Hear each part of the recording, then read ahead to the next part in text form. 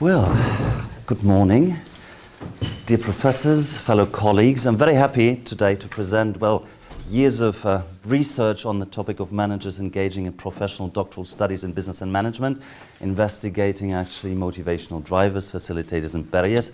So, summing up that in 20 minutes will be a tough task, and I will do my very best. So, give you a little overview of the presentation, a little introduction on the topic, then a literature review, methodology, results and discussion, limitations and contributions, important perspectives as well for future research, managerial recommendations, and then a global conclusion. Well, first of all, the topic, I've chosen this topic for two reasons. First of all, it's a personal interest and a professional one, of course, because since 2009, after working as a lawyer, I'm now working in higher education for a French business school. And so the topic was very much as well related to, phenomena I've been observing during my job practice. And second, it's a relevant topic because there's a lot of interest from the side of a variety of actors, higher education industry, for example. There's an important development of professional doctorates, regulatory and accreditation bodies as well, which have been issuing guidelines, for example, very much on the distinction as well between, say, traditional doctorates and professional ones. In professional literature as well, you have, of course, the whole publications as well by BSI, just as an example. Academic research as well stresses very much the need for further investigation on professional doctorates and motivations in particular. And last but not least, of course, an interest of professionals who are likely to join those professional doctoral programs. So, very quickly, the research question is then, what are the motivational drivers for managers to engage in professional doctoral studies in business and management? And the subsequent research question, which then came up, were what are the different profiles of managers as well, trying to find common pattern to certain doctoral students, and what are the facilitators and barriers to engagement, and let's say to the motivation to engage, choose, and then complete doctoral studies. So an overview, let's say, from engagement to the end. And last but not least, what are the consequences and what are the recommendations which can be drawn from that research for higher education, industry, and doctoral students. A little word as well on literature, actually, which I've been exploring. Maybe said already that my approach, research design, was grounded theory. So you could ask me, why did you carry out research on literature first? But here again, very coherent with grounded theory. The first idea was actually to get a global understanding on lifelong learning. Here the idea was exploring actually what role the doctorate plays in a global process. So it was about understanding. Second one, very quickly, I focused actually on motivation. That came up. Why are people doing that? So I wanted to get a global understanding of motivation theories. And once the core category had emerged, that is where I did and carried out a literature review on self-fulfillment through education and doctoral education in general. And of course, looking as well on professional publications, guidelines issued by FNEJ, ACSB and Equal, for example, but which played a minor role because the focus was really on students' motivation in that case. Well, the principles of grounded theory, first one being emergence, which means rather than adopting a hypothetical deductive approach, it's rather an approach where you observe pattern and try to, identify and construct the theory which is underlying observed phenomena. Theoretical sample as opposed to statistical sample means that the more you advance in the field, the more you enlarge your sample to certain categories which appear relevant in a certain sense to your theory construction. And last but not least, very important because that's also a way of reducing the risk of bias, is constant comparative analysis, which basically means that every slice of data is compared to the previous ones, and that also allows you to avoid errors and readjust. Maybe not avoid, but at least reduce. And that is coherent as well with my philosophical stance of critical realism, which I'll explain a little bit later as well. So talking about the sample, I tried to, of course, identify doctoral students at several stages of their engagement into doctoral studies, from people who had vaguely an idea about a project, people already thinking, taking, how could I say, information, those who are enrolled and those who already completed their doctoral studies. So a total of 17 extensive qualitative interviews, which were around roughly an hour on average, which have been recorded, transcribed, translated as well, because I interview people as well from different cultural backgrounds. And so some of the interviews have been translated into English, and mind map for each interview. Just to give you a little overview about the mind mapping as such, very quickly you can see the different categories where you find the core category of self-fulfillment, then the facilitators and barriers with the different subcategories. The coding as well, I did it on Word, the different phases of substantive coding, and then once the core category had emerged as well on theoretical coding. And the last step, which brings me to the adopting mixed methods, meaning data analysis, as well quantifying of qualitative data and normalization, which allowed me to give a little perspective on the collected data and as well on the different typologies. As for the results, the core category which emerged was searching for self-fulfillment through doctoral education, with actually two sides.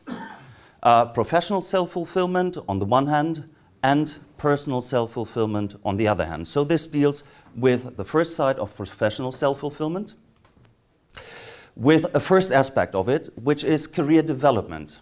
Career development recovers certain subcategories. The first one means changing the career path. It means actually people who are working in industry, for example, and which have a project in the future to work, for example, in higher education. A very common case. Increasing mobility as well, as it is an extra qualification. Some of the doctoral students hope that doctoral studies will open new doors in a different sector, for example. And last but not least, of course, also allowing them maybe to get a better position within the company. The second aspect then refers to its wish of achieving legitimacy. Here it recovers as well different subcategories of being considered as an expert, someone who really knows something in his or her business area. Matching the required level of studies, it means that people no longer have the level of studies which was required in the business sector, very common as well, for example, in business schools, where I could find that. And the last, which corresponds to self-fulfillment, by demonstrating actually that professional experience people had corresponds to a doctoral level. So it actually labels and recognizes in a certain sense their professional experience.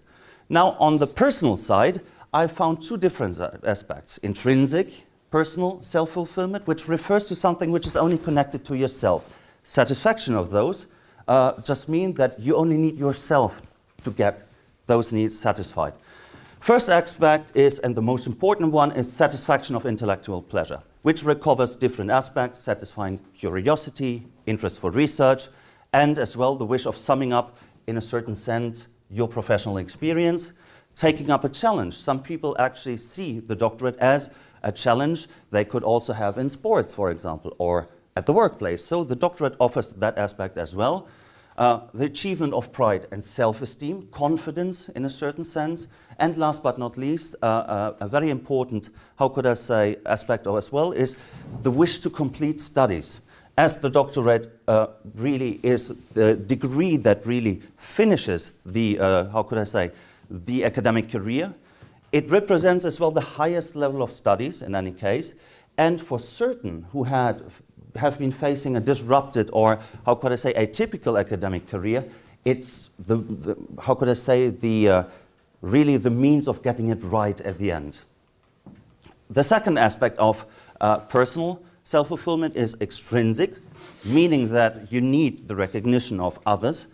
And then this refers, for example, to the wish of transmitting knowledge, which recovers certain categories such as producing useful tools. Some want to transmit knowledge to their business community. So here the idea is producing a toolkit in a certain sense.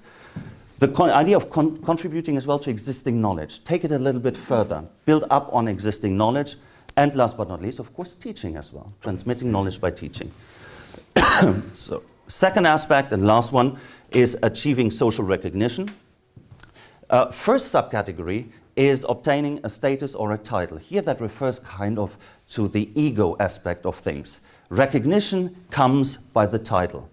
Also the wish to belong to a certain community, a private club of a reduced number of peoples as well motivates students for certain. And the idea of obtaining the highest degree. Now you could ask me what is the difference between obtaining the title and the highest degree.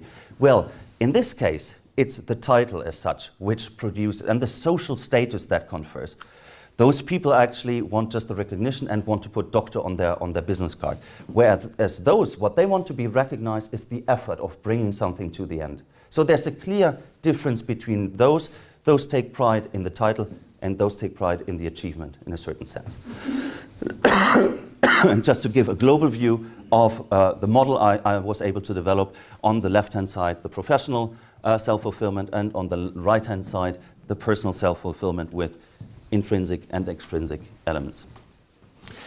By actually taking the normalized averages as well, I was able to at least propose an emerging typology of different types of students.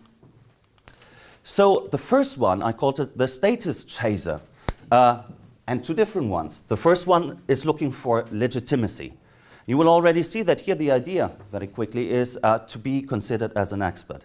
A second category, and you can see that, of course, as there is not one exclusive motivational driver, but several, you can see in that case, for example, that the major concern is achieving social recognition, but very often as well linked to a certain sense to achieving legitimacy.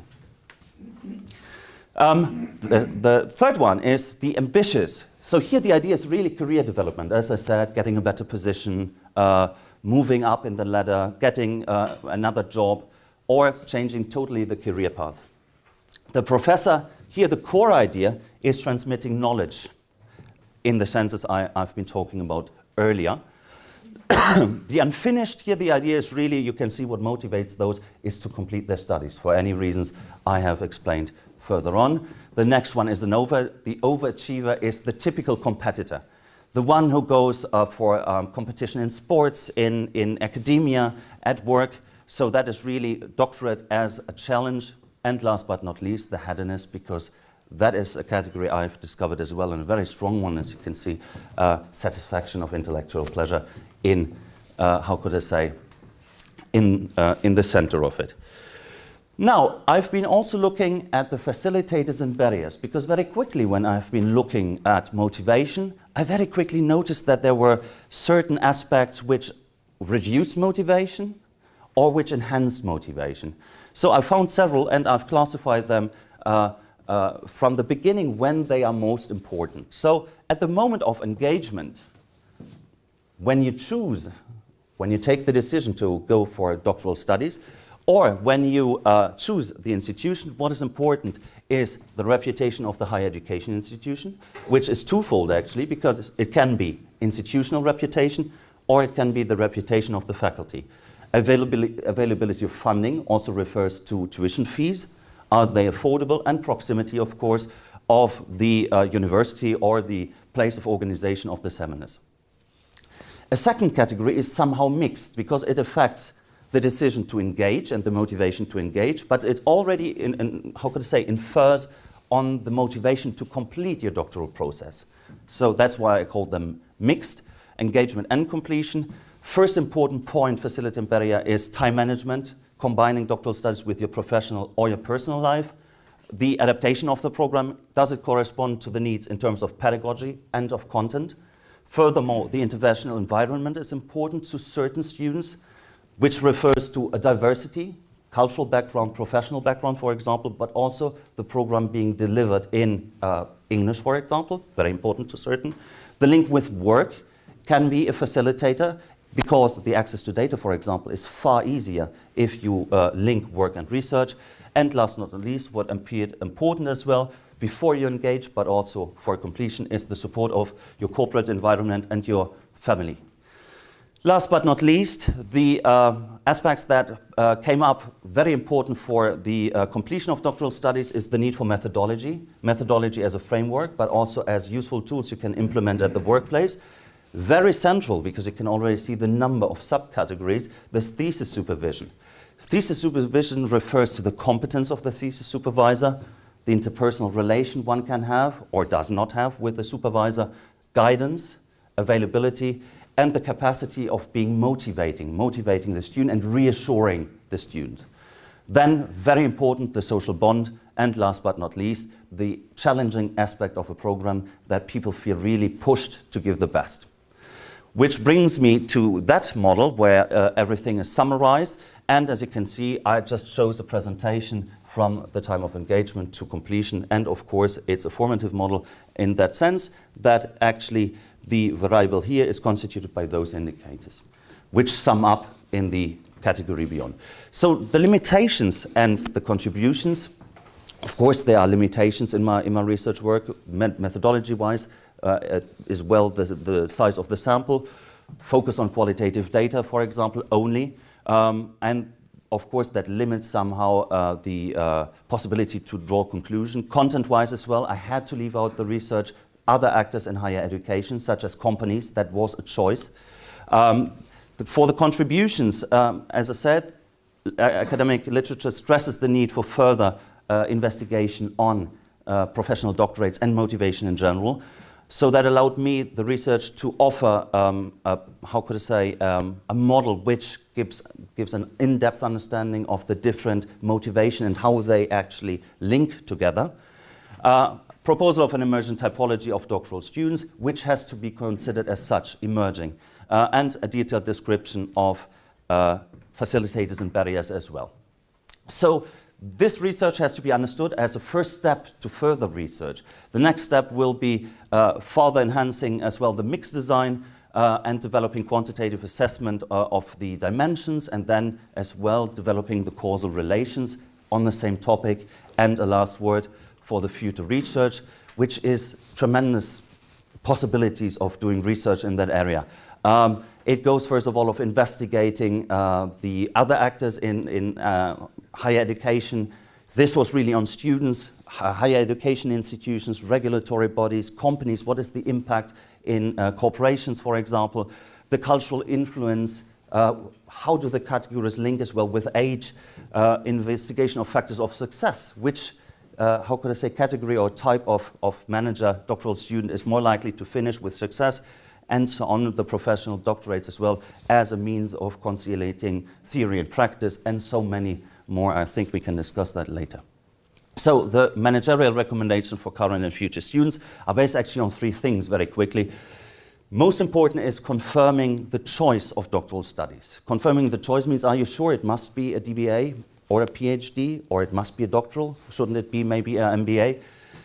Examining the information, of course, assess if it's the right diploma, discuss with alumni to make sure it's the right choice. Second, choosing the adequate doctoral education provider. Here again, it's, as I mentioned, the reputation, for example, and ensure the, program matches with your needs and with your capacity as well of finishing it. Completion of studies, increasing facilitators and eliminating barriers, structure and plan of planned work, regular work is important. Discussing programs, for example, with thesis supervisor is really central. If you can link your research with your work, ideal, because the access to data is easier.